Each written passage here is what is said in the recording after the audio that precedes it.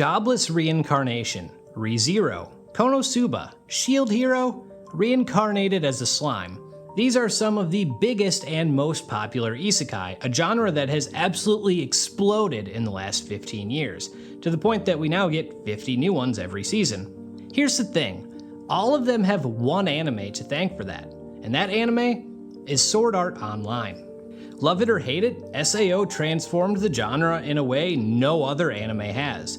Since its manga's inception in 2002, the light novel in 2009, and its anime debut in 2012, Sword Art has taken the isekai genre to heights never before seen. Don't believe me? Let's get into it.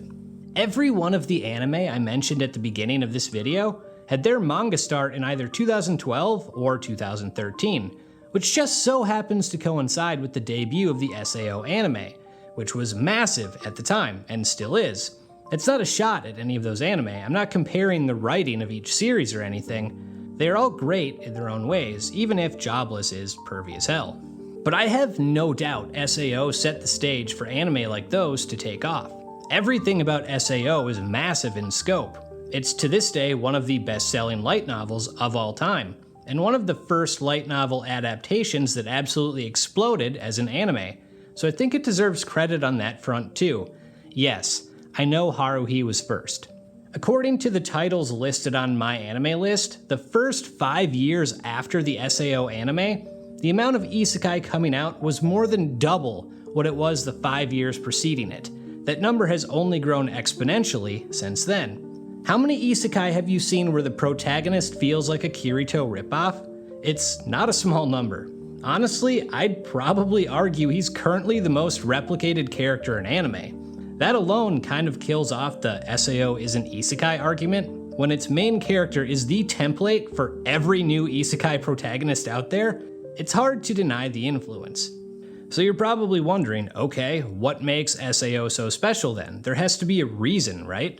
Since this video is all my opinion anyway, I'll give you my answer. By the way, that answer is twofold. First, Sword Art Online has an incredible premise. Maybe one of the best anime has ever had. And yeah, it's also popular as hell. I tend to believe that's because the idea was so cool, and I want to talk more about that part specifically. Kirito gets trapped in the world of a fantasy virtual reality game because the creator of that game has snapped and uses it as a way to satisfy his god complex.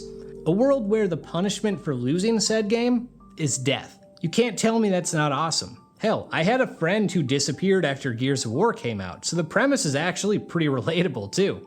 It's also accessible. That premise can appeal to anyone. It combines the best elements of gaming and fantasy. It certainly doesn't hurt that the world and setup are so cool as well. You get this awesome looking fantasy world with 100 levels to beat before you win it all, and the people involved are stuck in game for years. We witness people die in game and realize they've also died in real life. It really is one of the best ideas in the history of anime, don't at me. Did its execution leave something to be desired at times? Sure. Did we need to fly through 75 levels in 12 episodes and then spend half a season making his sister a potential love interest? No, not really, but that's an entirely separate conversation and deliberately ignores all the good. Plus, to be fair to the author, he didn't intend for SAO to become what it did either. It initially started off as a submission for a contest. It wasn't some fully fleshed out story. I think that's noticeable early on, but gets considerably better as the series goes. That's why we're seeing Progressive as a soft retcon of the beginning of the series. Look, I'm sure SAO was not the first story to feature someone getting trapped inside a game either. I mean, Tron did something similar decades earlier, and that's just one obvious example.